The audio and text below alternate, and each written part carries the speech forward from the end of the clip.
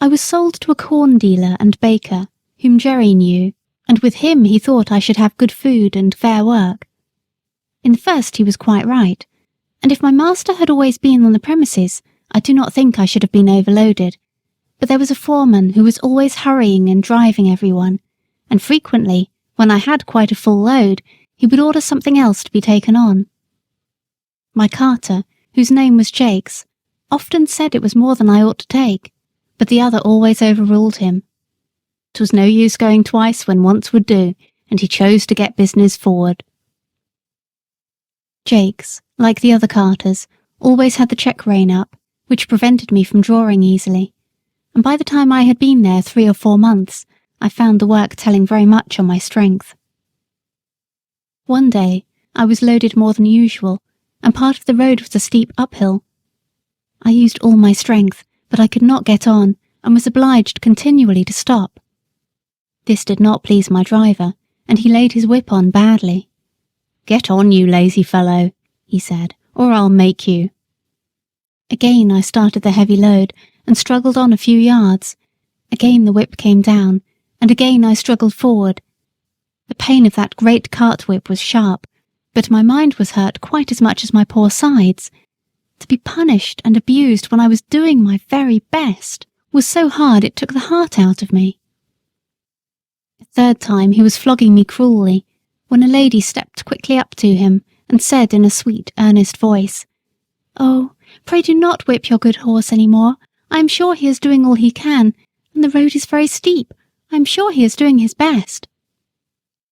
"If doing his best won't get this load up, he must do something more than his best. That's all I know, ma'am," said Jakes. "But is it not a heavy load?" she said.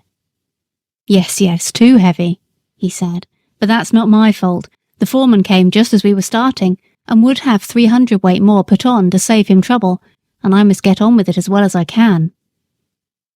He was raising the whip again when the lady said, "Pray stop. I think I can help you if you will let me." The man laughed. "You see," she said, "you do not give him a fair chance. He cannot use all his power with his head held back as it is with that check rein. If you would take it off, I am sure he would do better. Do try it," she said persuasively. "I should be very glad if you would." Well, said Jakes with a short laugh. "Anything to please a lady, of course. How far would you wish it down, ma'am?" "Quite down. Give him his head altogether." The rein was taken off, and in a moment I put my head down to my very knees. What a comfort it was! Then I tossed it up and down several times to get the aching stiffness out of my neck. "Poor fellow, that is what you wanted," said she, patting and stroking me with her gentle hand. "And now, if you will speak kindly to him and lead him on, I believe he will be able to do better." Jakes took the rein. "Come on, Blackie." I put down my head and threw my whole weight against the collar. I spared no strength. The load moved on, and I pulled it steadily up the hill, and then stopped to take breath. The lady had walked along the footpath, and now came across into the road. She stroked and patted my neck, as I had not been patted for many a long day. "You see, he was quite willing when you gave him the chance. I am sure he is a fine-tempered creature, and I dare say has known better days. You won't put that rein on again, will you?" For he was just going to hitch it up on the old plan. "Well, ma'am, I can't deny that having his head has helped him up the hill, and I'll remember it another time, and thank you, ma'am. But if you went without a check rein, I should be the laughing-stock of all the carters. It is the fashion, you see." "Is it not better," she said, "to lead a good fashion than to follow a bad one? A great many gentlemen do not use check reins now. Our carriage horses have not worn them for 15 years, and work with much less fatigue than those who have them. Besides," she added in a very serious voice, "we have no right to distress any of God's creatures without a very good reason. We call them dumb animals, and so they are, for they cannot tell us how they feel, but they do not suffer less because they have no words. But I must not detain you now. I thank you for trying my plan with your good horse, and I am sure you will find it far better than the whip. Good day." And with another soft pat on my neck, she stepped lightly across the path, and I saw her no more. That was a real lady, I'll be bound for it, said Jakes to himself. She spoke just as polite as if I was a gentleman, and I'll try her plan, uphill at any rate. And I must do him the justice to say that he let my rein out several holes, and going uphill after that, he always gave me my head, but the heavy loads went on.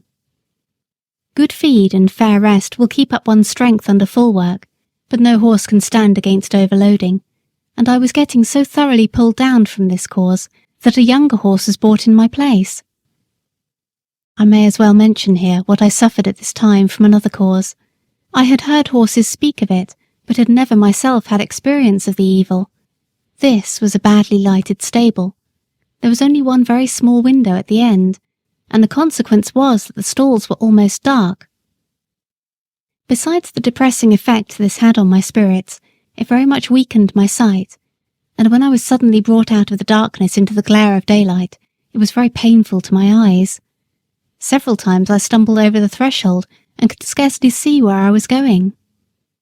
I believe, had I stayed there very long, I should have become purblind, and that would have been a great misfortune, for I have heard men say that a stone-blind horse was safer to drive than one which had imperfect sight, as it generally makes them very timid. However, I escaped without any permanent injury to my sight, and was sold to a large cab owner